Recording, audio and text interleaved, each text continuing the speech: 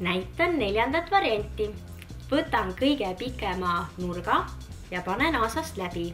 Ühelt poolt lükkan ja teiselt poolt aitan sõrmega läbi. Ainult natukene tõmban läbi ja selle nurga kindluse mõttes pööran tagasi ja panen aasast läbi, et sall lahti ei libiseks. Ja sõlme viin täiesti kaela taha ja nüüd jääb ta siia ette niimoodi vabalt püsima. Võib kanda ka seda varianti erinevalt, kas siis nurgad keerata peale poole, et oleks kindlalt näha, või hoopis panna nurgad mõlemad allapoole ja siis on täiesti ilma nurkadeta sall.